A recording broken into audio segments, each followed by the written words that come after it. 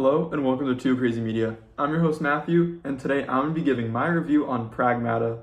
This is going to be both spoiler-free and also spoiler-filled after my spoiler-free thoughts. This is going to be the same as all the reviews I've done on the channel since then, and so how about we jump straight into it? And we'll do housekeeping at the end of the video. So let's jump straight into my Pragmata review. It's been a long time coming. This game was revealed at the PlayStation 5 reveal event, so a long time ago. We got the first trailer there, and just it kept getting delayed, and people kept losing more and more hope on this game. And then maybe a year ago, we finally, at a state of play, got another trailer for it all of a sudden out of nowhere, saying, hey, it's coming out this year, get ready, it's a real game, we're confident it's coming out. And ever since then, we've been getting trailer, and it's finally here. It's been so long, and Pragmata is finally out, and it's been out for a week now. So, to go over the quick base facts of this game, it was developed by Capcom, who, might I say, is already having such an insane, fantastic year. I'll talk about it later in the video, but this is Capcom's possibly best year yet already. They already had Resident Evil Requiem, which is, at least in my opinion, the best game of the year so far, and it's going to be hard for anything to top that. I already made a review on the channel for that game and gave it a 10 out of 10. I absolutely loved it. And then they had Monster Hunter Stories 3 was another really well-received game, has like an 85 on OpenCritic. And then now they've got Pragmata, which it released last week, April 17th, so just a week from today, as of recording this video on Thursday, April 23rd. Also, sorry if I sound a little weird. I'm kind of getting over a little cold that I just got, so if I maybe cough or anything, that's why. Just kind of getting through a little head cold. So it has an OpenCritic and a Metacritic of 86 as of today, April 23rd, which is extremely good. One of the higher of the year. It's in like the top 10 highest scores of the year, which is fantastic. I have the time I've spent playing the game. So the PlayStation clock, every game on PlayStation, you have a clock that tells you how long you play the game for. It says 26 hours, which I don't believe at all, because after you finish the game, like all Capcom games, it kind of tells you how long it took you to play through the game. And when I beat the story, it said it took me almost 17 hours, like 16 hours and 44 minutes. And then I've played maybe 2 more hours of post-game content. Like, I played 2 more hours after I finished the story. So I'd say I'm around 18 to 19 hours actually played a Pragmata, and it took me around 17 hours to finish the story. So, yeah. I don't really think I have 26 hours, even though the PlayStation says I do, which is a lot. That's a lot of hours I have in this game, which would be crazy. The platforms this game is on is basically everything. So PS5, Xbox Series X and S, PC, and also Switch 2, which is awesome. Capcom's been really killing it with releasing all their big games on Switch 2 as well. The platform I played it on was PS5 Pro, so you already know it looked absolutely gorgeous. The game, the graphics, the reflections, especially in one area of the map especially that has a lot of puddles and neon lights. I mean, it looked gorgeous. It looked beautiful. So yeah, it looked fantastic on the PS5 Pro, and I even know it looks fantastic on the PS5, the base PS5. So good job on Capcom for really optimizing the game well. And just a quick little synopsis before I get into my spoiler-free review. So set on a lunar research station, the game follows spacefarer Hugh and android Diana as they work together to fight a hostile AI known as Edis that is controlling the station and return to Earth. This is a third-person action-adventure, behind-the-shoulder shooting / also action-adventure hacking game. It combines a lot of different mechanics into one game. And so how about I just jump straight into my spoiler-free thoughts. So if you have not played the game yet, you want to play it soon, and you don't want to get anything spoiled, then I'm going to give my first spoiler-free thoughts, and then once I do that, I'm going to dive deeper into all the mechanics. and kind of go through everything, talk about some story moments and what I like, what I didn't like, and all that. So let's just jump straight into it with my spoiler-free thoughts of Pragmata. I was like everyone else, I was pronouncing it Pragmata. Turns out it's Pragmata, so I still need to get used to saying that. So, Pragmata is, and everyone has been saying this, but I'm just going to agree and say the same thing everyone has already said, and that Pragmata is a video game. This game plays and feels like a video game does, and I'm talking a video game. Like, this feels like something almost out of the Xbox 360 era, where it is a very simple game on the surface of the map design is very linear, the story is very linear, the gameplay is just, at the end of the day, it is over-the-shoulder shooting with a really cool hacking mechanic mixed into it, and a very simple story. But that's what makes this game so good, and that's what makes this game so fun, is it is so simple at the end of the day. It isn't trying to be this big open world. It isn't trying to be this crazy RPG. It is just giving you where you have the shelter and you go upgrade, and you can upgrade so many different things, from the amount of health you have, to the amount of power your pistol puts out, to the hacking speed that Diana has, to upgrading all the different guns you have, and upgrading different hacking abilities and stuff like that. It is so simple in that way of just choosing what weapons you want, having a set loadout of only a set amount of weapons you can have in your loadout. It is such a simple game, but that's why it is fantastic, and that's why it is so much fun. It is a weird breath of fresh air, in the sense of, we've seen many games like this in the past, but not recently, not in years of recent.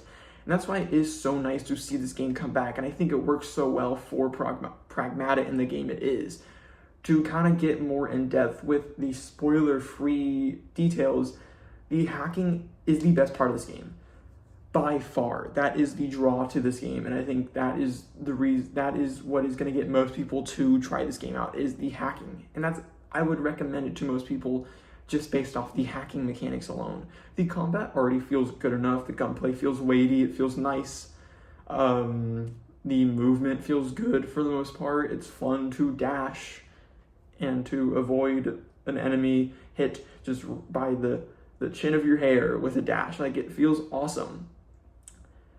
But it's not until you get into the hacking and you really start to master the hacking and you unlock more abilities with the hacking and more nodes that the game really gets fantastic. The hacking is awesome. It is such a draw, where with Resident Evil Requiem, I love the gameplay so much in the combat, because it gave you a different feeling from a lot of third-person games I've played, where it feels like you are playing a John Wick game as Leon, where you are going through and you have almost this fluidity of control of Leon that you don't have in other games, where it feels so fluid. It feels so like, it's not like, I feel like most third-person shooting games, behind over-the-shoulder games, they all feel nice. A lot of them feel nice, but they didn't feel as fluid as Requiem did, in a way of, it feels like John Wick. This game has that, but in a different way, where what I love so much about the combat and what makes it feel so different is the hacking. It's almost kind of like scratching your head and rubbing your belly, kind of that, of like doing two very different things at once, and just kind of balancing out and learning how to do two things at once and multitask, where you are worrying about avoiding the enemies and dashing away from the enemies and jumping over attacks and shooting them and shooting at their weak points. But at the same time, you also have to focus on the hacking on the right side of the screen, on the top right, and do the hacking and go through the hacking nodes that you want to go through. And sometimes different enemies could have stuff in there. I don't want to spoil anything in this, but they add as you go more through the game, they add more features to the hacking mechanic that make it harder, that give you more barriers and more hoops that you need to jump through to be able to hack the enemies. And it is doing two different things at once, but they combine so perfectly together. This game is a video game. It is a blast to play. It is so much fun. It is it's such a fluid feeling game, but one that isn't, it surpassed my expectations. Obviously, going into this game before launch, with the amount of times it was delayed and the whole jokes of how dumb those trailers were in the past few years, where it's been like Diana's drawing on the little piece of paper, doing the drawing, and it's like 2022 crossed out, then to 2020 and like question mark, and it's like sorry, and it's like, why would you even release that? I remember like joking about that trailer and would joke about it all the time about how goofy that was. And so to have very low expectations going into this game, even a month before this game coming out, and be like, I don't know. And then playing it and realizing how much I enjoyed it, how much fun it is, and how much the extra time they took to delay the game and to work on it even more wasn't a bad sign, but more of a very positive sign. And so, obviously, Pragmata is not without its issues. I think there are some negatives to it. I think the story is not bad in any way. I think the story is fine, but it is not good in any way. I don't think it's memorable. I'm personally, after a few weeks after I play more stories that come out later this year, I'm not going to remember Pragmata's campaign. I'm not going to remember the characters other than Diana, maybe. I'm not going to remember the story moments or any of that. It's just kind of almost forgettable, but it's not bad. It is not a bad story. I wasn't at any point like, oh, that sucks, that was a lame decision. None of that. It wasn't a bad story, it just wasn't good or memorable. Which I do think does take a little bit down for me, just because I am someone who wants to play a really good game I love stories in games. It's always my favorite part of every game is the story. And so that's a little disappointing. And I think that is probably and I think Hugh as a character isn't the greatest. He is a little shallow. He is flat. He is, I know, kind of funny on their review. Blessing brought up a really good point, and that is Hugh is a himbo. He is the most, he starts out the game by giving immediately the first cutscene. He says at the end that he hates kids. He doesn't ever want to have a kid. He doesn't care to have kids. He doesn't like robots. Immediately setting up that, there's going to be this character arc throughout the game where Hugh is going to, at first, not trust Diana and not like Diana because she is a kid and she is a robot at the same time. But as the game goes on, he learns to trust her and gets close with her and all that and becomes this father figure. But it happens way too fast. It happens way too early. And they meet, and almost immediately, this relationship is almost basically formed. Like, after the first 30 minutes, Hugh and Diana's relationship doesn't do much evolving. And that is a little disappointing, and plus Hugh, the open of the game, I don't want to spoil it, but there's stuff that happens to Hugh that would make anyone, no matter what and who they are, depressed and very sad and very stressed. Obviously, he is in this life or death situation that I explained in the synopsis, where he is stuck on this space station that is being taken over by a hostile AI, and he needs to get back to Earth, and his whole crew is now dead, who were like his closest friends. And so obviously you would expect most characters in that situation to be very moody and very sad and take a while to open up. Hugh, on the other hand, is very much, he opens up immediately. He is immediately talking to Diana. He is immediately making jokes. You'll be in a combat encounter and you'll be defeating enemies very early on in the game, and he'll be like screaming like, yeah, baby, or great job, or that's awesome, or something like that. And it's like, okay, this doesn't really work with what's happening in the story, what's happening with his character. So that's, I guess, another part that is disappointing, is I just think that the story and some of the character work isn't the greatest. But I don't think that derails the game at all, because, like I said, the gameplay makes up for it fully. I think the combat is that good. It fully not excuses those issues, but definitely makes them easier pills to swallow, where I am not as disappointed with the meh story and meh character work because of the gameplay and just how fun it feels. Just like with Screamer a few weeks ago and how much I love that game. While I was playing Screamer, and even after I played Screamer weeks after, I still have this feeling where I will just be doing random stuff or playing a different game, and I'm like, God, I am thinking about Screamer right now. I want to play Screamer. I want to get a race in. I want the feeling of shifting on a controller, and the music. I want to play Screamer so bad. I have a very similar feeling with Pragmata of how fun the gameplay is, and I want to do the hacking. I am playing right now I'm currently playing through Returnal to get ready for Sorrows next week because I can't wait for that. And I am also feeling the same thing of like, I have been fighting a couple of enemies and been like, dang, I wish there was a hacking mini game in the top right, so there's more to do. So I can do kind of almost learn to multitask. It is a ton of fun. So if I were to give Pragmata a score out of 10, spoiler-free review, and then I'll jump into getting into in-depth with all the aspects and getting into spoilers and all that stuff. My review out of 10 for Pragmata, and this is something I haven't done on the channel yet, and I'm still deciding on whether I'm going to keep this up for other ones, or this might just be a one-off, and that's just because I'm in between two scores. I'm going to be giving Pragmata an 8.5 out of 10. I don't know if I want to stick to the 10-point scale or the 20-point scale, whether I want to be able to do 0.5s or just keep it to just 8, 9, 10. But as I was thinking about this, I was first thinking and giving it an 8. But the more I thought about it, the more I played it, I was kind of almost moving towards a 9.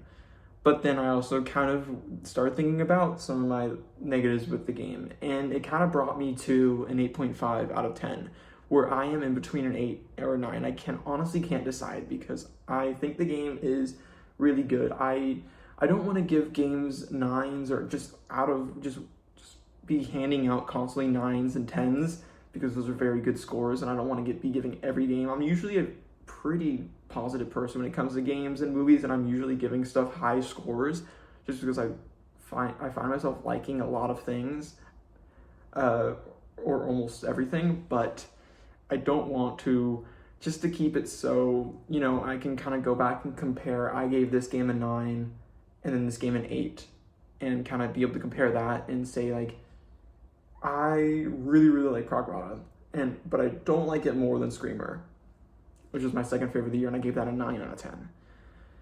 So I'm like, do I give it a 9? But then I was thinking about giving it an 8, and I gave Ghost of Yotei Legends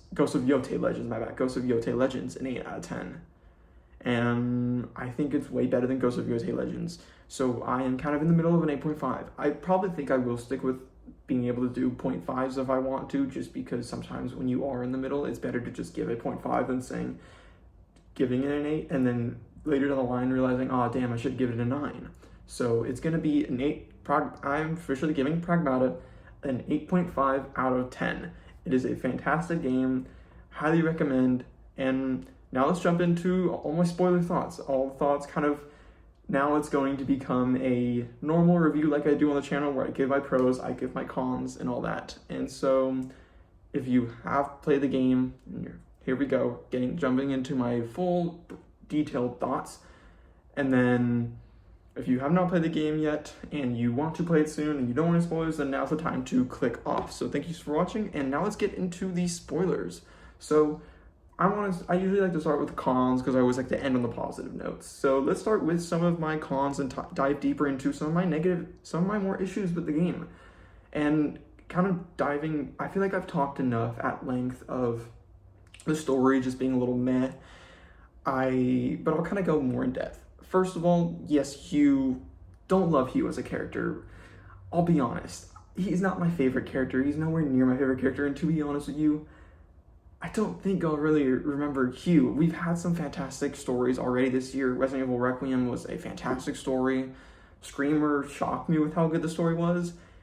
And personally, I don't think this game has even a better story than Screamer.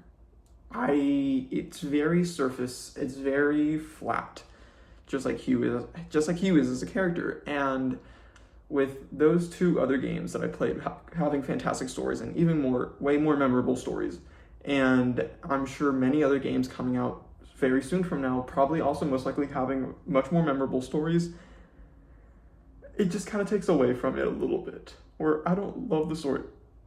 I don't think it's bad. Again, don't think it's bad. in any shape or form. I don't think the story is bad, but it's not good. And Hugh is not a good main character. Like I said, his character arc just is way too fast, and he doesn't really grow at all in the game. It goes immediately from just 1 or 2 lines in the opening of the game where he says he doesn't like kids and he doesn't trust robots, and then immediately he trusts Diana, and his character arc is just done like that. It doesn't really evolve until like he dies at the end, and that's not really evolving his character. I don't have an issue with him dying at the end. I think honestly I was shocked. I didn't think they'd kill him off in the first game. But I think it's, yeah, I was shocked by him dying. I wasn't expecting it. I thought it was a nice send-off for his character, and I don't think it was bad in any way. I thought it was pretty good, actually. It was good writing, and I like the ending. But I just don't like Hugh as a character, sadly. And this is getting into another point of what I didn't like about the story, and that is the villain. The main villain of the game was terrible.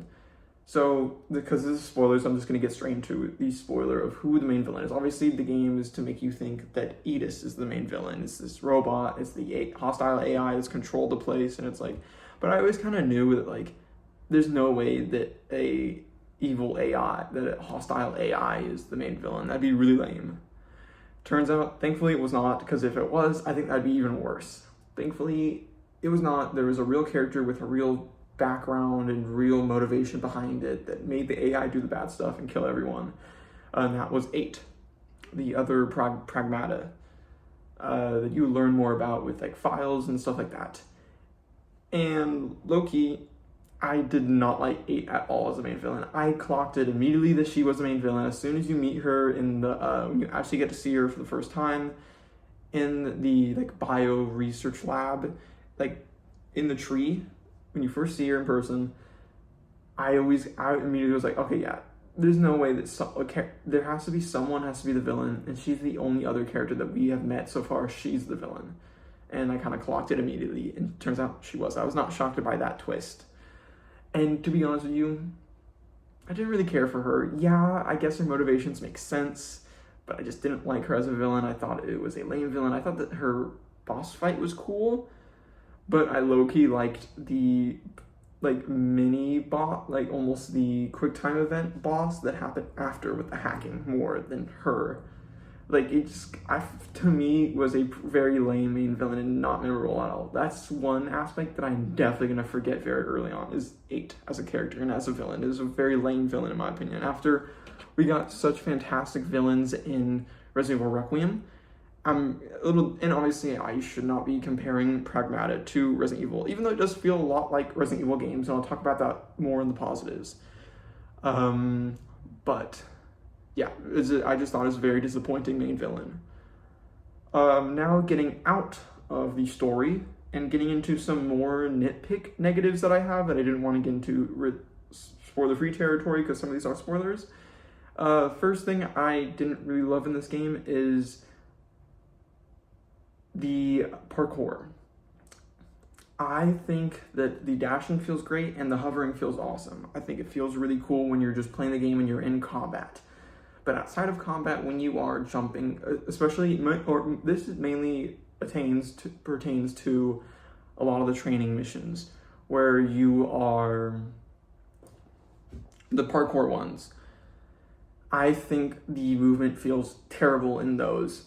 With the dashing, sometimes you dash too far and you can't really control how far you can dash, and then you fall down and you lose health, or you lose the training mission and you have to retry it, and you lose time and you dash too far on this, or you can't dash enough, and it's just kind of annoying. I found myself falling off of platforms that were moving too fast with the dashing and stuff way too easily, way too often, and it just didn't make a lot of the I honestly didn't have fun with a lot of the training missions because I didn't like the parkour.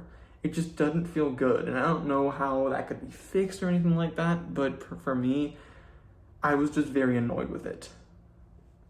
It felt like impossibly difficult at times to master. One other thing is I wish they kind of told you when you were reaching the end of the game, like the point of no return. so you can go back and collect the final few collectibles that you may have missed around the map, around all the maps and zones. I had like gone through, after I completed every area and moved on to the next station, I would go and I would kind of find all the collectibles to be able to level up and buy more upgrades and stuff like that. But there were a few that I just could not find and just was like, hey, right before I get to the end, I'm going to do it. I'm going to go back and I'm going to complete all these. And I get to the thing and it's like, okay, I just finished the game. It didn't tell me that I was at the end of the game, but hopefully I'll just be able to go back in and kind of reload and do those again. And I'm not able to. I have to redo the whole story to get to those, which I do think is a little disappointing. I think a lot of games, or most games I can think of, they tell you when you are at reaching the point of no return. This game, not so much, and with such a big emphasis on finding all the different upgrades and chests and mods around the map, around all the maps, I think they definitely should have had something to tell you to really make you as prepared for the later part of the game where it does get more difficult, and it is recommended that you have a large amount of upgrades.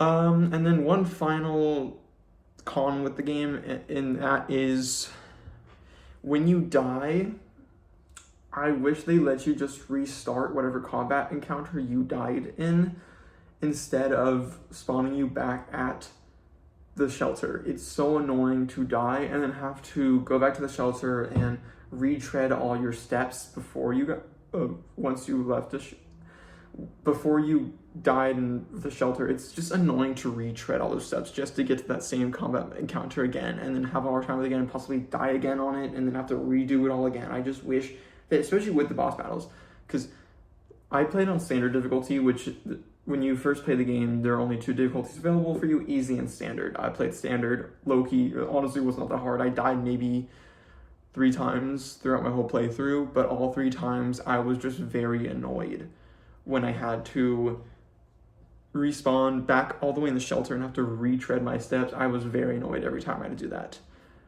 But thankfully, I don't think standard difficulty was that hard. I didn't have that much difficulty with it, though I do believe that if I played on like a lunatic mode, which is the hard mode that you unlock at the end, once you finish the story for the first time, that would probably be hell. Because there were a lot of times where I may have not have died that much, but that's because I kept using different hacking nodes, like the health hacking node and stuff, to really get my ass out of those tough moments where I'm about to die, and I saved myself a lot of times.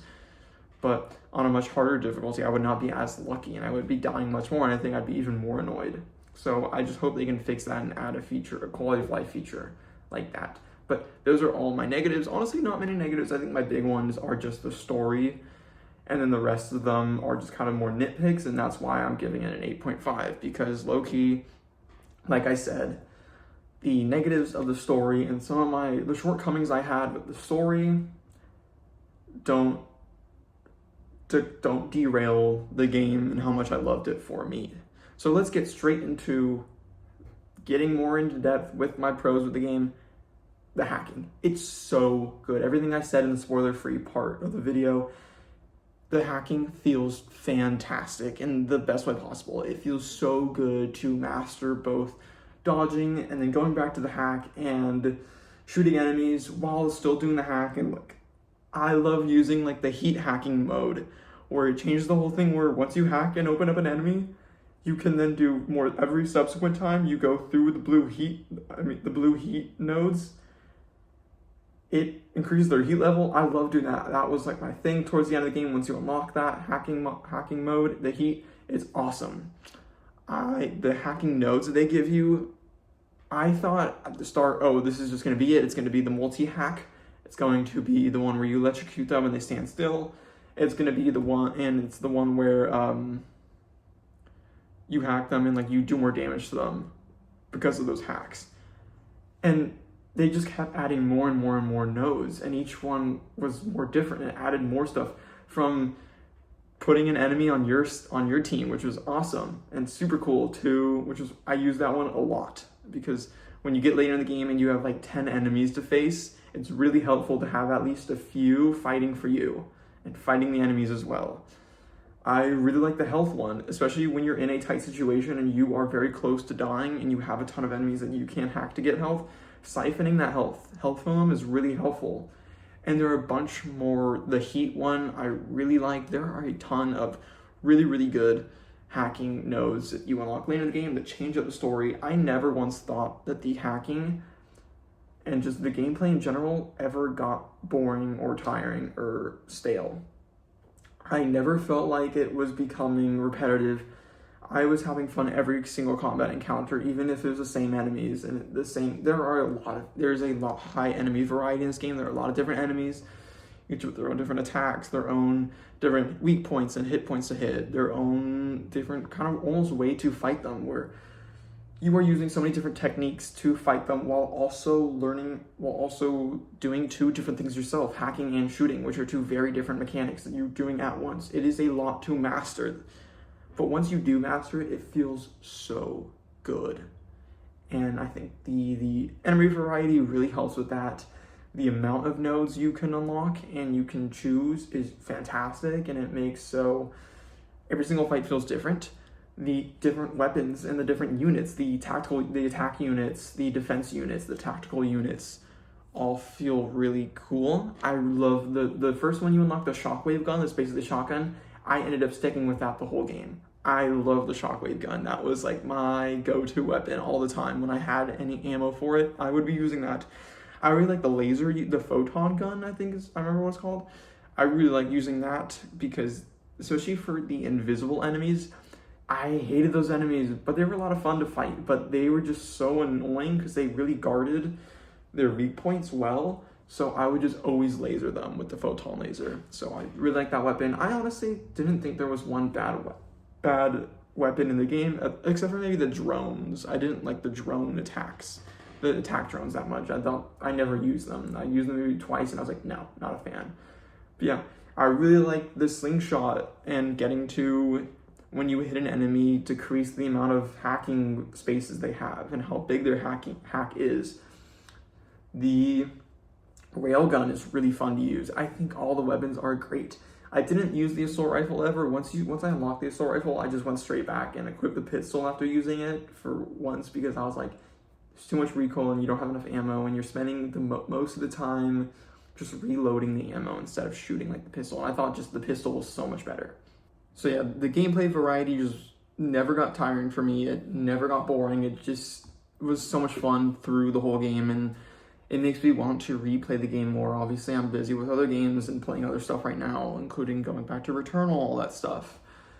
But still, it makes me want to replay more and do more of the Unknown Signal post-game stuff because of just how fun the combat is and how good it feels. It feels fantastic. It's so much fun. It's the best part of the game by far. The hacking is... Capcom is genius for that. Some other stuff I really liked about it was how lightweight the game, playing as Hugh, feels. Where you look at Hugh and you look at his space suit and his design, it looks very clunky. It's very big, heavy. It is this massive suit with so much armor and so much different parts and stuff. It's humongous. So you would expect him to feel like a tank. Feel really heavy and really weighty, but it's the exact opposite, where he's very lightweight. You can run very fast. You have the dashing, you have the hovering, that all feels very fast and very lightweight, where that can be an issue in the parkour, like I said, but in combat, when just moving around, it feels fantastic. While I didn't like the story nor the characters, I really liked the relationship between Hugh and Diana. I thought that was the best part of the story, and I think that is the part that they put the most time into and wanted you to focus the most on. Hugh and Diana, yes, their relationship comes close way too soon. Hugh's arc is just way too quick like that. But I thought Diana is a great character. I was worried that she'd be really annoying, kind of like an Atreus in God of War 2018, where he's constantly telling you where to go and what to do and how to solve the puzzle and all that stuff. Low-key, other than maybe a few times just saying, open the enemy up or something like that, or I'll hack him, or like just kind of repeating lines, it wasn't ever annoying in my opinion. I like the relationship between Hugh Hugh and Diana, the relationship they have in the shelter, Diana giving you drawings is really sweet. Finding the RAMs, and that kind of gets me into my next positive, and that is the shelter. The shelter was really cool. Going into the shelter to reload your health and save the game, and not necessarily, but yeah, kind of save the game, and change your loadout if you want to, reload the ammo in some of your weapons, and also upgrade your character. I thought the shelter was really fun. I always went there any chance I can get. Finding the REMs around the map is a lot of fun. I think having the REMs are really cool. It adds some fun nice little dialogue with Hugh and Diana that I thought was really fun and cool. I like the hide and seek minigame. It's a little simple, but it was a fun little addition they added. They didn't have to add hide and seek, but they did, and it's fun. It's a little easy, but it doesn't need to be hard or anything like that. It's just a very minor thing you can try out. Yeah, the shelter is awesome, and one of my favorite character in the game, Cabin. I love Cabin. Cabin is awesome. He's hilarious. He's got a really cool design. The whole screen with his face on and the different emotes he does with his it's really cool to watch. And I love the bingo system. The bingo system is something I have not really seen in any games. A lot of games you do like the wheel spins or the lucky stuff. This game is not luck at all. It's all just you choose where to put the bingo board and hope that what you get is good. It's not really luck based because I think everyone has the same set of what you get for each bingo space. So if you know what you're getting, then you already know what you're getting. But yeah, I really like the bingo board system. It was cool. Yes, I was annoyed every time I would use a cabin coin and I would get a file. I'm like, I'm not reading about another enemy that I faced 100 times already. Like, I just don't care. You get a lot of that and it's a little annoying, but hey, you get some cool outfits, you get some cool suits for the two characters, and that's always cool. And I just thought the bingo system was a fun little progression system. What else do I want to talk about? The ending. While I didn't like the main villain, I did like the ending. I thought the ending was nice. They tied it up well with Hugh sacrificing his life and letting Diana go to Earth like he promised, but not going with her. He is dead, or at least we think he's dead. Who knows? I hope we get a Pragmata 2. Again, this is something I should have mentioned in the spoiler-free part, but it feels so fresh to have a new IP. Capcom is so, forever now they've focused on just doing more Resident Evil and Monster Hunter. That's what and Street Fighter. Those are the 3 IPs that they've stuck to. So, other than like Exo Primal. But to finally get a new IP, and like that one game, Kunitsugami, or whatever that one that came out a few years ago that people liked. This felt so fresh, where it feels a lot like a Capcom game in the best way possible, where it feels a lot like a Resident Evil game in a lot of different ways. But just, it still felt like you're playing a new IP and something new and fresh, and I like that. And I hope we get more Pragmata now. Yes, it takes away from it being a new IP, but I like this new IP. I like Pragmata. It's cool. I want to explore more of the world. And plus I just want a new game with new content for the fantastic combat mechanics. It's so good. And obviously it's not like they would do anything like this in like a Resident Evil game. It just would not fit well with that IP. So I hope we get a Pragmata 2. I'm sure it's selling really well. Like, already sold 1 million copies in just a few days. It's doing great in sales and just the amount of people playing it and just word of mouth and reception, and it's being loved by everyone. So I really do think we're gonna get a sequel, and if Hugh returns somehow, cool. If we get a new main character, if Diane is the lead, cool. I'm excited to see what we do and how Capcom explores this IP in the future. But I like the ending. It was a really sweet ending. The post-credit scene was nice. It was a nice little, like, almost like full circle, like send-off. Like, it tied it together in a bow, and I like when games do that well. Resident Evil Requiem did the same thing, and Capcom just is good at tying their stories together. Another positive, I guess 2 more positives I have. First one, the zones. Like I said at the beginning, this game is very linear in its map design. It is very linear maps where you are just going through and you know where like it tells you very much, not only when you click on like to scan and it tells you where you have to go, but even the map and the map language and the map design, you always kind of know where you have to go without using the scan, which I like. I think it goes well with what the game is and what the game's trying to be.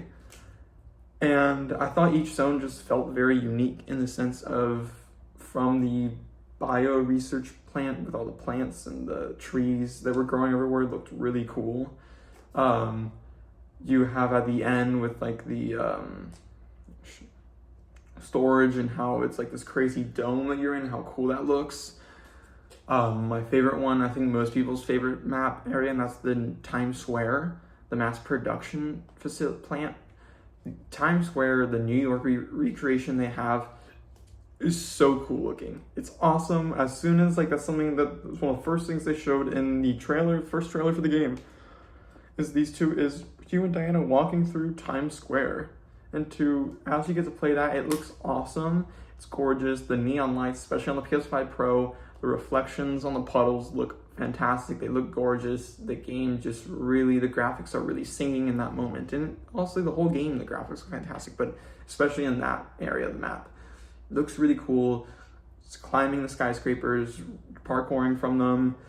It just looks awesome. It looks super cool. I love the New York map. Each map feels different. They each have their own unique little fun twists and spins, and yeah, I never felt like it was like I was running through the same hallways over and over again, which is really nice. And if you're not someone who's gonna go and find all the crates and find all the mods and all the upgrades and stuff like that, then you will never have to backtrack, which is really nice. I think that's a great thing of like, sometimes in a lot of these more linear games, backtracking can really be such an annoyance. And in this game, there's barely any backtracking if you don't want to do it. If you just want to follow the story, you are just going straight and straight and straight and straight and straight. And that's, honestly, I'm totally fine with that. With the game that this is, I don't think every game has to feel open and has to feel like you can go anywhere. I think games are fantastic for that, but not every game needs to be that, and I think this game is not trying to be that at all, and I think it really succeeds for that. And then my final positive is the boss fights. The boss fights are awesome. They're all really fun. They're really cool. Just like fighting the other enemies, there's a lot of variety with the bosses.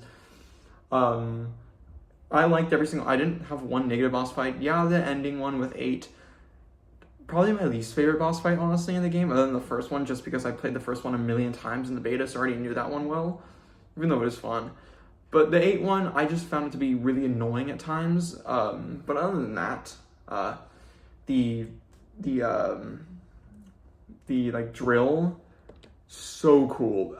I think one of my favorite moments of the game, I'm just going to the game just to find the name. I'm gonna open up because I've got the game loaded up behind me on the screen.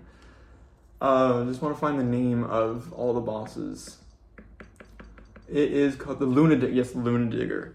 The Luna Digger is so cool. I think one of my favorite moments of the game, and this is a total spoiler moment, and that's when you go to the mining part of the map. You go to the mining station, and I'm like, okay, we're gonna be in like underground mines and stuff like that. That'll be cool. But I'm like, God, the whole time I was saying to myself, I would love to see like a part where there is zero gravity and you can go onto the moon's surface and all that stuff. But I wasn't expecting that to happen. And you enter, and as soon as you get there, you go through this little like thing, and you go through the door, and it becomes low gravity, and you're in space. And I immediately just paused the game, and I started like, oh my God, I can't believe they did it.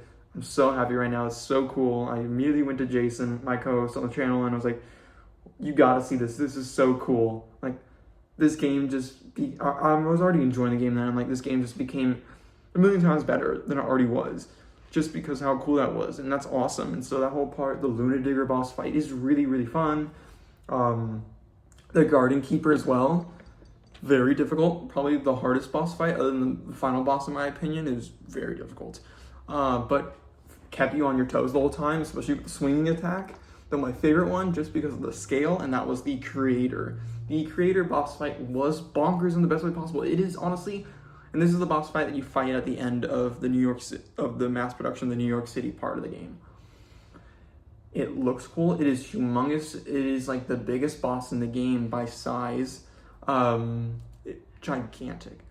And like Loki, this might be one of my favorite bosses I've played in a game in years. Like, I had so much fun with it. I was just in awe by the scale, the size and scale of the boss and how crazy it was, and its attacks and spawning the buildings and the skyscrapers in on the map and dodging all the attacks and the crazy big ones that swept across the whole zone was bonkers. It was cool. It was awesome. And I love the crater boss fight. I'm like, I want to do that one again. It looked scary. It looked really cool. And I loved it. It was a fantastic boss fight. So well made and my favorite of the game, and was such a cool moment of the story and such a fun part of the game. So that is going to be it for my Pragmata review. Thank you so much for watching. This is an 8.5 out of 10, so really, really good. Just one of the better games of the year. With the amount of amazing games coming out this year, I hope this can stay in the top 10. I really enjoy this game. It is such a breath of fresh air. I highly recommend, if you are someone that likes Capcom games like Resident Evil, you will probably love this game. It's not scary, but still you will love this game. If you are someone that likes just third-person action games, you will like this game. If you're someone who was looking for maybe more depth in a lot of third-person action games and you want more to the combat other than just aiming at an enemy and shooting them, you will love this game. There are so many different things that people will love about this game and that I would recommend, from the hacking to the combat alone to... It's just so good. Yes, the story is disappointing at times, but I don't think it derails this game at all. And I think if you're someone who maybe cares less for a story than me, I'm someone who cares a lot for a story. But if you're someone who cares less for a story and just wants a game with awesome gameplay, then this is going to be your game. I just highly recommend. This game is fantastic. It's really, really good. It might not be for everyone, but it's going to be for a lot of people, and it's going to hit well for a lot of people, including myself. So that's why it is an 8.5 out of 10. Now, if you all played the game, I would love to hear your thoughts and opinions on the game in the comments below. What you thought of it, maybe what you'd give it out of 10, what you thought of the combat, the gameplay, maybe if you have anything about my review. I would love to hear your own opinions. If you enjoyed the game, if you didn't like the game, all of that. So that's going to be all. Just some quick housekeeping before I end the video. I should have a Sunday video. I know I keep saying I'm going to have a video on Sunday that I don't. I should have one. I'm not going to give 100% certain, but I should have a Sunday news video, since there's a lot of news coming out this week for video games. Like, we just got the new Assassin's Creed Black Flag Resynced reveal today. It looks really good, so we'll talk about that on Sunday video and all that. So stay tuned for that, coming either Saturday or Sunday, who knows. And then next week, I low-key don't know what I'm going to do for Tuesday, Thursday videos. So if you have any suggestions for maybe any topics or something that you'd like to see me do on any of those Tuesday, Thursday videos, next week, let me know, because at the end of the week is Saros, and then so like in 2 weeks from now, that whole week is going to be like Saros videos probably, because I cannot wait for that game. So stay tuned for that. That's going to be all for today's video. If you enjoyed, like, subscribe, comment, turn on notifications, all that stuff to, keep up to date with all the videos coming to the channel. And that's going to be all. Thank you so much for watching, and goodbye.